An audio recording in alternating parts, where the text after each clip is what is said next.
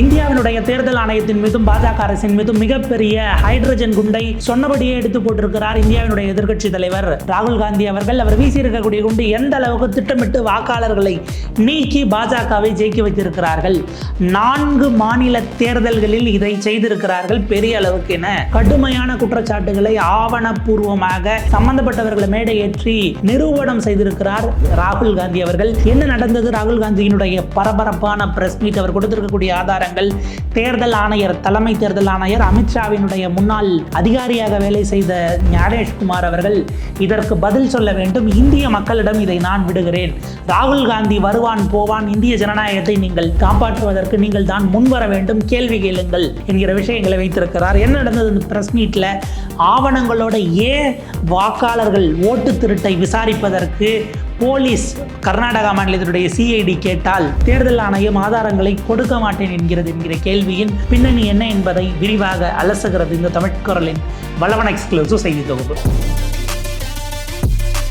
இந்தியாவினுடைய மக்களவை எதிர்க்கட்சி தலைவர் திரு ராகுல் காந்தி அவர்கள் இன்றைக்கு காலை ஒரு பிரஸ் மீட் வைத்திருக்கிறார். நம்ம எல்லாரும் அதை தான் பார்த்துட்டு இருக்கிறோம். அது தொடர்பான செய்திகள், அடுத்தடுத்து வரக்கூடிய ஆவணங்கள் அப்படின்னு பார்த்துக்கிட்டு இருக்கிறோம். ராகுல் காந்தி ஏற்கனவே ஓட்டு திருட்டு அப்படின்னு ஓட்சோரி என்று ஒரு தொகுதியை, மகாதேவ்புரா என்கிற ஒரு எம்பி தொகுதியை எடுத்துக்கொண்டு அவர் அதில் பேசினார். ஒரு எம்பி தொகுதிக்குள்ளே இருக்க ஒரு சட்டமன்ற தொகுதி மகாதேவ்புரா எடுத்துக்கிட்டு ஏற்கனவே பேசினார். அடுத்து நான் ஹைட்ரஜன் குண்டு அப்படின்னாரு. அதில் வாக்காளர்களை போலி வாக்காளர்களாக சேர்த்து எப்படி வெற்றி பெற முயற்சித்தார்கள் என்பது அது ஒன்று.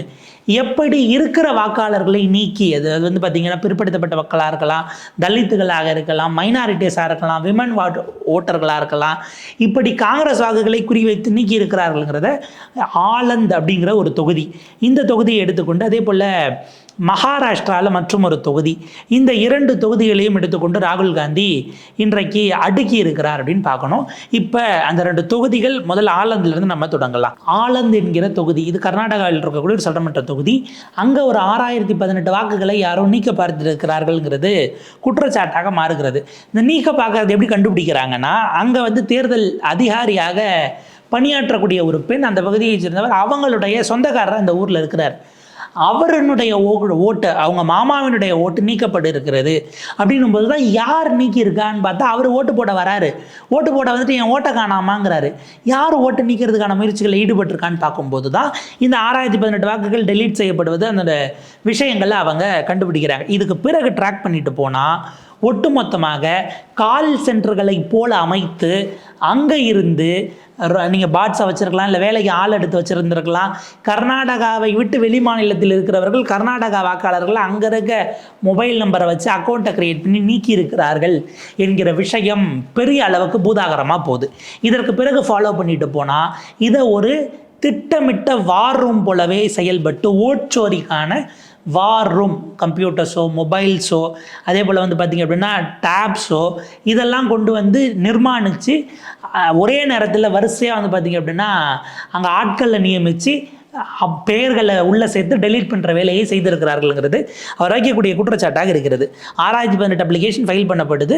அந்த வாக்காளர்களைப் போலவே இல்லை அவங்க பக்கத்து வீட்டில் இருக்க அவங்க இறந்துட்டாங்க இந்த மாதிரி சொல்லி பதிவு செய்யப்படுகிறது. ஆனால் அவங்க யாருமே சம்மந்தப்பட்ட அந்த 6018 பேரும் அதை பதிவு பண்ணலைங்கிறத நாங்கள் நேரடியாக களத்துக்கே போய் அவங்கள பிடிச்சி ஆவணங்களை கொண்டு வந்திருக்கிறோம் அப்படின்னு ராகுல் காந்தி சொல்கிறாரு. அப்போ யார் பண்ணுறா அப்படின்னா ஒரு சாஃப்ட்வேரை பயன்படுத்தி செய்திருக்கிறார்கள். இதற்காகவே ஒரு சாஃப்ட்வேர் வடிவமைக்கப்பட்டிருக்கு, டிசைன் பண்ணப்பட்டிருக்கு. எங்களால் அதை டெமான்ஸ்ட்ரேட் பண்ணி டெமோவும் பண்ண முடியும். மொபைல் நம்பர்ஸ் கர்நாடகாவுக்கு வெளியே கொத்து கொத்தாக வாங்கியிருக்கிறார்கள். காங்கிரஸ் ஓட்டர்களை டார்கெட் பண்ணி எங்கெங்கெல்லாம் நாங்கள் ஜெயிக்கிற பூத்தாக இருக்கோ அங்கே நீக்கிற வேலையை பார்த்திருக்கிறார்கள் என்று ராகுல் காந்தி முதல் குற்றச்சாட்டை வைக்கிறார். இப்போ அடுத்தது ஆவணங்கள், ஒரு 3 உதாரணங்களை அவர் காட்டினதுலேருந்து நம்ம பார்ப்போம். முதல் எவிடன்ஸ் கோடாபாய் என்கிற ஒரு பெண்மணி. இந்த கோடாபாய்ங்கிறவர் ஆலந்து தொகுதியில் பூத் நம்பர் 37, அவங்களுக்கு வயசு 63. அவங்களுடைய பேரில் ஒரு ஐடியை க்ரியேட் பண்ணுறாங்க, லாகின் ஐடி க்ரியேட் பண்ணி அந்த தொகுதியில் பக்கத்தில் இருக்கக்கூடிய ஏறத்தாழ 12 பேரை டெலீட் பண்ணுறதுக்கு அவங்க பேரை பயன்படுத்தி டெலீட் பண்ணியிருக்கிறாங்க அப்படிங்கிறத பார்க்க வேண்டியிருக்கு. டெலீட் பண்ணுறதுக்கான இதில் முயற்சியில் இறங்குறாங்க. அந்த 12 பேர் யார் இறங்குறதையும் குறிப்பிட்டு அவங்க பேர், பூத் நம்பர் என்ன, அதே பூத்தில், ஏன்னா அந்த பூத்தில் இருக்கிற இன்னொருத்தர் அவங்க இல்லைங்க இடம்பெயர்ந்துட்டாங்க, இந்த மாதிரிலாம் அப்ளை பண்ணியிருக்காங்க. இது இப்போ என்ன பண்ணுறாங்க, அந்த கோடாபாயை போய் பிடிக்கிறாங்க. கோடாபாய் அவர்களை கேட்டால், நான் ஏங்க நீக்க போகிறேன், என்னது வாக்காளர் பட்டியலில் பெயர் நீக்கிறதா அப்படின்னா என்னங்க அப்படின்னு அந்த அம்மா கேட்குறாங்க. கம்ப்யூட்டர், டேப்லெட்டு, ஃபோன் அதெல்லாம் எனக்கு தெரியாதுங்க. நீங்கள் ஃபோன் வந்தால் பேசுவேன், ஒரு ஃபோன் இருக்குது, பிள்ளைங்க வாங்கி கொடுத்துருக்காங்க, இந்த லெவலுக்கு தான் இருக்குது என்று அந்த 63 வயதான மூதாட்டி சொல்கிறாங்க. அவங்க அதில் சம்மந்தப்படவே இல்லை. அவங்க பேரை பயன்படுத்தி அதே தொகுதியில் 12 வாக்குகளை நீக்கியது யார்? அந்த ஃபேக் ஐடி எப்படி கிரியேட் பண்ணப்பட்டது? அந்த கோட்டாபாயினுடைய ஆவணங்கள், அது ஓட்டர் ஐடியாக இருக்கலாம், இல்லை ஆதார் கார்டோ, ரேஷன் கார்டோ, இதை யார் பயன்படுத்தி மிஸ்யூஸ் பண்ணா என்கிற கேள்வியை ராகுல் காந்தி எழுப்புகிறார். கோட்டாபாய் அவர்கள் பேசிய வீடியோவை ராகுல் காந்தி அங்கே பதிவு பண்ணி ஓட விடுறாருங்கிறத நம்ம பார்க்க வேண்டியிருக்கு. இது ஓட்சோரிக்கான எக்ஸாம்பிள் நம்பர் 1. இந்த செல்ஃபோன்ஸ் அப்படிங்கிறத பயன்படுத்தப்பட்டது அப்படிங்கிறது எங்கேருந்து வருது? கர்நாடகாவில் இருந்து இல்லை, வேறு ஸ்டேட்டு. யாருடைய நம்பர் அது? 1. 2வது, எப்படி இவர்கள் இந்த பெண்மணியினுடைய பெயரில் வச்சு ஒரு தனி ஆள் இதை பண்ண முடியாது? ஆப்ரேஷன் ஒரு கும்பலாக இருந்தால் யார் அந்த கும்பல் அப்படிங்கிற கேள்வி வரும். எங்கேருந்து அவங்க ஆப்ரேட் பண்ணுறாங்க? ஓடிபி அப்படிங்கிறத யார் ஜென்ரேட் பண்ணி கொடுத்து வாங்கி கனெக்ட் பண்ணா? அப்போ சம்மந்தப்பட்டவர்களுடைய ஃபோன் ஹேக் பண்ணப்பட்டிருக்கா? இப்படியான கேள்விகளை எல்லாம் ராகுல் காந்தி எழுப்புகிறார். அடுத்தது எவிடன்ஸ் நம்பர் 2. சூரியகாந்த் என்பவருடைய ஐடென்டிட்டியை எடுத்துக்கிட்டு 12 வாக்காளர்களை 14 நிமிடத்தில் நீக்கி இருக்கிறார்கள் அப்படிங்கிறத பார்க்க வேண்டியிருக்கு. சூரியகாந்தை கேட்டால், நான் ஏங்க அதெல்லாம் பண்ண போகிறேன்? ஏன் தொகுதியில் இருக்கிறவங்க வாக்கை நீக்கிறதுக்கு நான் யார்? நான் சாதாரண ஆள், என் வேலையை பார்த்துக்கிட்டு இருக்கேன் அப்படின்னா என்னன்னே எனக்கு நிச்சயமாக தெரியாதுன்னு சூரியகாந்த் சொல்லுகிறார். நீக்கப்பட்டவர்கள் அந்த 14 பேரையும் மேடையில் ஏற்றியிருக்கிறார் ராகுல் காந்தி. அவங்கள கேட்டால் அவங்க, நாங்கள் அதே ஊரில் தான் இருக்கோம், ஊரை விட்டு போனால் வேறு ஊரில் செட்டில் ஆகிறோம், அங்கேயே வாங்குறோன்னா நாங்கள் அப்ளை பண்ணிக்க போகிறோம், நாங்கள் அங்கே தான் இருக்கோம், எங்கள் வேலை அங்கே தான் போயிட்டுருக்கு, அன்றாட பிழைப்பு அங்கே தான் இருக்கிறது, நீக்கப்பட்டதனால் எங்கள் வாக்குகளை நாங்கள் போட முடியவில்லை அப்படின்னு சொல்லப்படுகிறவர்களையும் அவர் மேலே ஏற்றுகிறார். சூரியகாந்துக்கு அது என்னன்னே தெரியலங்கிறது 2வது எவிடன்ஸாக ராகுல் காந்தி ப்ரொடியூஸ் பண்ணுறாரு. அப்போ அவருடைய இதை பயன்படுத்தி மிஸ்யூஸ் பண்ணது யார் என்கிற கேள்வி வருகிறது. அடுத்தது 3வது, இதில் பாருங்கள், நீங்கள் உங்களுடைய டீட்டெயில்ஸு, பெயர், முகவரி, நீங்கள் நல்ல காலத்துலேயே கவர்மெண்ட் வெப்சைட் ஓப்பன் ஆகாது. 2 நாளைக்கு முன்னாடி தான் நம்ம பார்த்தோம். ஐடிஆர், இன்கம் டேக்ஸ் ரிட்டர்ன்ஸினுடைய அந்த கடைசி நாள் 15ஆம் தேதி அவ்வளவு மோசமாக இருந்தது வெப்சைட்டு. அதுக்கப்புறம் ஒரு நாள் எக்ஸ்டெண்ட் பண்ணாங்க. அன்றைக்கும் ஒன்றும் ரொம்ப சிறப்பாகலாம் இயங்கிடலை. நீங்கள் கவர்மெண்ட் வெப்சைட்ஸை நல்ல காலத்துலேயே சரியாக வேலை செய்யாது. ஆனால் இந்த மாதிரி நேரத்தில் எப்படி வேகமாக இருக்குது அப்படிங்கிறது இருக்குது. நீங்கள் அவ்வளோ டீட்டெயில்ஸ் ஃபில் பண்ணணும். உங்களுடைய பாக முகவரி என்ன வார்டு, ஊர், பின்கோடு, உங்களுடைய பெயர், முகவரி, அதில் இருக்கக்கூடிய அந்த எபிக் நம்பர்னு சொல்லுவாங்க ஓட்டர் ஐடியில், இதை பதிவு பண்ணணும். வேறு எங்கேயும் மொபிலைஸ் ஆகிறீங்களா, என்ன காரணம், இதெல்லாம் நீங்கள் இன் ஜென்ரல் உட்காந்து டைப் பண்ணி லோட் ஆகும். அடுத்தடுத்து சில ப்ரூஃப்ஸ் எதுவும் கேட்கும். இப்படி ப்ராசஸ் இருக்கும். இதை ஃபில் பண்ணுறதுக்கு சராசரியாக நீங்கள் ஒரு கால் சென்டருக்கோ அல்லது கம்ப்யூட்டர் சென்டருக்கோ போகிறீங்க அப்படின்னா மினிமம் அது டைம் வந்து நாமினல்னு எடுத்தால் மினிமம் 5லேருந்து 15 நிமிஷம் வரைக்கும் கூட ஆகலாம். சர்வரோட ஸ்பீடை பொறுத்தெல்லாம் நடக்கும். 12 பேரோட எவிடன்ஸஸை 14 நிமிடத்தில் அடுத்தடுத்து டெலீட் பண்ணி நீக்கிறதுக்கு ஃபைல் பண்ணியிருக்கிறார்கள், டெலீட் செய்திருக்கிறார்கள். இந்த சூரியகாந்த்ங்கிற ஐடியா பயன்படுத்திங்கிறத வச்சு தான் ராகுல் காந்தி இது மனுஷன் பண்ணலை, சாஃப்ட்வேரை மனுஷன் இயக்கிறான், சாஃப்ட்வேர் வேலை செய்துங்கிற ஒரு குற்றச்சாட்டை அந்த இடத்துல வைக்கிறாரு.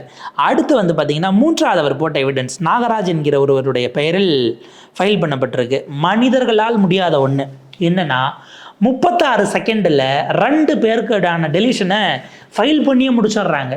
நீங்கள் பார்த்து தட்டி எவ்வளவு ஸ்பீடாக வேணா இருக்கட்டும், நீங்கள் ஷார்ட் ஹேண்டு எதை வேணாலும் கற்றுக்குங்க. விடிய காத்தால் 4 மணிக்கு எந்திரிச்சு அவருக்கு ஓட்டர் ஐடியை டெலீட் பண்ணணும்னு தோணியிருக்கு அந்த நாகராஜுக்கு. என்ன பாருங்கள், காலையில் எந்திரிக்கிறாரு 19/12/2022 டிசம்பர் மாதம் 19 2022 விடிய காலையில் 4 மணி 7 செகண்ட் 4 மணி 7 நிமிஷம் 40 செகண்டுக்கு ஃபார்மை சப்மிட் பண்ணுறாரு. கடன்னு டைப் பண்ணி. அடுத்து 4 மணி 8 செகண்ட் 4 மணி 8 நிமிஷம் 16 செகண்டுக்கு 2வது ஃபார்மை ட்ரை பண்ணுறாரு. 36 செகண்டில் 2 ஃபார்மை சப்மிட் பண்ணுறத உலகத்தில் எந்த மனுஷனும் செய்ய முடியாது. ராகுல் காந்தி அங்கே தான் சந்தேகப்படுகிறார். முதல்ல அவருக்கே விடிய காத்தால் 4 மணிக்கு எந்திரிச்சு ஃபைல் பண்ணணும்னு தோணுச்சு 1. 2வது 36 செகண்டில் ஒரு ஆளை பண்ண முடியும் அப்படின்னா இதை நிச்சயமாக செய்ய முடியாது. அப்போ 38 செகண்டில் ஒரு ஆளை 36 செகண்டில் முடிக்க முடியும் என்பதே மனிதர்கள் செய்ததல்ல, இதற்குள் மற்ற வேலைகள் உள்ளே இருக்கிறது என்று ராகுல் காந்தி அந்த ஆவணத்தையும் எடுத்து பொதுவெளியில் வீசுகிறார். அவருடைய மிக முக்கியமான குற்றச்சாட்டு என்பது 4 மாநிலங்கள் நிச்சயமாக இது நடக்குது. கர்நாடகாவில் ஆலந்து தொகுதி, அதில் 6018 டெலிஷன் அப்ளிகேஷன்ஸ் வந்திருக்குங்கிறது ஒரு பக்கம். இதில் டார்கெட்டாக காங்கிரஸினுடைய தொகுதிகள் குறிவைக்கப்பட்டிருக்கிறது. இங்கு மட்டுமல்ல, கர்நாடகா, மகாராஷ்டிரா, ஹரியானா, உத்தரப்பிரதேஷ் ஆகிய மாநிலங்களில் இது நிகழ்ந்திருக்கிறது என்கிற குற்றச்சாட்டை வைக்கிறார். ஹரியானா, மகாராஷ்டிராவில் அசம்பிளி எலெக்ஷன்ஸும் நடந்தது, அங்கே பாஜக ஜெயித்தது அப்படிங்கிறத பார்க்குறோம். கர்நாடகாவில் பிஜேபி ஆட்சி கவிழ்ந்திருந்தாலும் கூட பெருமளவுக்கு அவங்க தோல்வி அடைஞ்சிருக்கணும். இப்போ ஜெயிச்சதே இந்த மாதிரியான உள்குத்துகளால் ஜெயித்திருக்கிறார்கள் குற்றச்சாட்டு வைக்கிறாங்க. உத்தரப்பிரதேசத்தில் யோகி ஆதித்யநாத், அங்கே அகிலேஷ் இந்தியா கூட்டணி தான் பெருமளவு ஜெயிச்சது. 80 சீட்டில் 43 44 வரைக்கும் இந்தியா கூட்டணியோட டேலி போச்சு. பாதி அவங்க தோத்தாங்க, பாதிக்கு கீழே போனாங்கிறத பார்க்குறோம். ஆனால் இதை விட அதிகமாக இந்தியா கூட்டணி ஜெயிச்சிருக்கணும். அவங்க இந்த மாதிரி டெலீட் பண்ணி தான் பல தொகுதிகளில் எங்களை தோற்கடிச்சிருக்கிறாங்கிறது குற்றச்சாட்டாக இருக்கிறது. இது மொத்தத்திற்கும் இந்தியாவினுடைய தலைமை தேர்தல் ஆணையர் ஞானேஷ்குமார் பதில் சொல்ல வேண்டும் என ராகுல் காந்தி இதை கொண்டு வந்து இது எல்லாத்தையும், ஏன்னா அவர் ஒரே ஒரு கேள்வி கேட்குறாரு, அது ரொம்ப நியாயமான கேள்வியாகவும் இருக்கிறது. யார் டெலீட் பண்ணா அப்படிங்கிறது, எந்த இடத்துல டெலீட் பண்ணப்பட்டது, எந்த கம்ப்யூட்டர், அதனுடைய ஐபி அட்ரஸ் என்ன அப்படின்னு தேர்தல் ஆணையத்துக்கு அதனுடைய தரவுகள் இருக்கிறது. இதில் டெலீட் பண்ணுறதை நீங்கள் சிஸ்டம் மூலயமா தான் அப்ளை பண்ணுறாங்க, உங்கள்கிட்ட ஐபி அட்ரஸ் இருக்கும். ஏன் தேர்தல் ஆணையம் அந்த ஐபி அட்ரஸை எங்களுக்கு கொடுக்கக்கூடாது, எதனால் அதை வெளியிட மறுக்கிறது என்கிற கேள்வி கேட்குறேன். நீங்கள் ஐபி அட்ரஸ் இருந்துச்சுன்னா ஒரே இடத்துல, ஒரே சிஸ்டத்தில், இல்லை ஒரே டேபில் அதிலிருந்து தான் இது அத்தனையும் பதிவு பண்ணுறாங்கன்னு தெரியும். லொக்கேஷன் நீங்கள் அக்சஸ் பண்ணலாம், இல்லை எந்த சிஸ்டம் அப்படிங்கிறத உங்களால் அக்சஸ் பண்ண முடியும். அந்த மாதிரி பல ஃபைல்கள் ஒரே இடத்துல வந்துருக்கு, இல்லை ஒரே சரௌண்டிங்கில் இருக்குது அப்படின்னா யாரோ பல சிஸ்டத்தை இன்ஸ்டால் பண்ணிவிட்டு கால் சென்டர் மாதிரியான அமைப்பு போட்டுட்டு கம்ப்யூட்டர்களில் சாஃப்ட்வேரை லாகின் பண்ணிவிட்டு ஆட்களை விட்டோ இல்லை ஆட்டோமேட்டிக்காக கமெண்ட் கொடுத்தோ செஞ்சுருக்கிறாங்கங்கிறது உடனடியாக அவங்களால கண்டுபிடிக்க முடியும் அப்படிங்கிறத நம்ம பார்க்க வேண்டியிருக்கு. அப்போ ஆவணங்களை வெளியில் கொடுத்தால், இந்த எலக்ட்ரானிக் எவிடன்ஸஸை தூக்கி வெளியில் போட்டிங்கன்னா மாட்டிப்போம் என்பதற்காக இந்தியாவினுடைய தேர்தல் அதிகாரி, தலைமை தேர்தல் ஆணையர், ஏற்கனவே உள்துறையில் செயலாளராக அமித்ஷா அவர்களிடம் பணியாற்றிய திரு ஞானேஷ்குமார் அவர்கள் இதில் நேரடியாக ஈடுபட்டு பாஜகவுக்கு துணை போயிருக்கிறார் என்கிற குற்றச்சாட்டை இந்தியாவினுடைய நாடாளுமன்ற மக்களவை எதிர்க்கட்சித் தலைவர் ராகுல் காந்தி தூக்கி போட்டிருக்கிறார். அவர் தேர்தல் ஆணையத்துக்கு ஏறத்தாழ ஒரு வாரம் கெடு கொடுத்திருக்கிறார். இந்த ஒரு வாரத்துக்குள்ளே நீங்கள் இது தொடர்பான ஆவணங்கள், ஏன்னா இப்போ கர்நாடகாவில் சிஐடி இதில் இப்போ கேஸ் பதிவு பண்ணிட்டாங்க. ஏன்னா கர்நாடகாவில் இருக்கிற தொகுதி ஆளுங்கட்சி முதலமைச்சர் சித்தராமையா, காங்கிரஸ் கவர்மெண்ட் தான் இருக்கிறது. துணை முதல்வர் DK சிவகுமார் வழக்கை ஃபைல் பண்ணிட்டாங்க. இது 6018 பேர் ஓட்டர்ஸை அவங்களுடைய நாலேஜ் இல்லாமல் டெலீட் ஆகிருக்கு, நாங்கள் விசாரிக்கணும், ஆதாரங்களை கொடுக்க சொன்னால் 2022 நடந்த இந்த சம்பவம் அதற்கு பிறகு வெளியில் வந்து இப்போது போயிருக்கிறது. இப்போ வரைக்கும் எவிடன்ஸை கொடுக்கல. ஏன் எவிடன்ஸை கொடுக்கல என்கிற கேள்வியை ராகுல் காந்தி எழுப்புகிறார். தேர்தல் ஆணையம் ஒரு வாரத்திற்குள் இதற்கான ஆவணங்களை கொடுக்க வேண்டும். அதைவிட முக்கியமாக ஏதாவது செய்திருந்தால் ஒப்புக்கொள்ளுங்கள். நாட்டு மக்களிடமும் நாட்டு இளைஞர்களிடமும் நான் இதை பொது வெளியில் கொண்டு வந்து அம்பலப்படுத்தி வைக்கிறேன், கேள்வி கேட்கக்கூடிய அந்த இடத்திற்கு நீங்களும் வர வேண்டும் என்று வெளிப்படையான ஒரு அறைகூவலை ராகுல் காந்தி பதிவு செய்திருக்கிறார். ஸோ இது இந்த அளவில் இருக்கிறது. ஆரம்பிப்பாங்க தேர்தல் ஆணையம் உடனே கையெழுத்து போட்டு பத்திரத்தில் எனக்கு கூட என்ன கையெழுத்து, நான் கொடுத்தது தப்பாக இருந்தால் என்னை தண்டிக்கலான்னு எனக்கு போட்டு கொடு அப்படின்னு அடுத்து திரும்ப கிளம்பி வருவாங்க. அது ஒரு பக்கம் ஓடும். பிஜேபி இப்போ பாஞ்சிக்கிட்டு வந்து என்னென்ன சொல்கிறாங்கன்னு பாருங்கள். இதே போல் மகாராஷ்டிராவில் ஒரு தொகுதி, அந்த மகாராஷ்டிரா தொகுதியில் பிஜேபி ஜெயிச்சிருக்கு. இங்கே இந்த 6000 பேரை நீக்கிய பிறகும் கூட காங்கிரஸ் தான் 23 ஜெயிச்சிருக்கப்போ அவங்க என்ன கிளைம் பண்ணுறாங்க, 9000 வாக்கு வித்தியாசத்தில் ஜெயிச்சோம், நாங்கள் அதை விட கூடுதலாக ஜெயிச்சிருப்போம், மார்ஜின் கூட போயிருக்கோம், அவங்க இன்னும் இதே போல் நிறைய கம்மியாக தான் இருக்கும்னு நினச்சி இவ்வளோ தான் டெலீட் பண்ணியிருக்கிறாங்கிறது காங்கிரஸினுடைய தரப்பாக இருக்கிறது. ஸோ இது மிகப்பெரிய அதிர்வலைகளை எழுப்பியிருக்கிறது. அடுத்தடுத்த கட்டத்துக்கு எப்படி போகிறது, தேர்தல் ஆணையம் என்ன செய்கிறது, வாக்காளர்களை சேர்த்து ஜெயிக்க முடியும், நீக்கியும் சேர்க்க முடியும், தேவையான இடத்துல சேர்த்து தேவையில்லாத இடத்துல நீக்கி யார் வாக்க தூக்கணுமோ தூக்கி பெர்மிட்டேஷன் காம்பினேஷன்லையும் ஜெயிக்க முடியும் என்பதாக ஓட்டர் லிஸ்ட் மேனிப்புலேஷனில் ஒரு பெரிய வேலையை செய்திருக்கிறார்கள் என்கிறது தான் இன்றைக்கு பட்டவர்த்தனமாக அம்பலப்பட்டு போயிருக்கிறது. இது ஃபர்தராக எப்படி போகுது, ரியாக்ஷன்ஸ் எப்படி வருதுங்கிறத பொறுத்து மற்றொரு காணொலியில் விரிவாக சந்திக்கலாம்.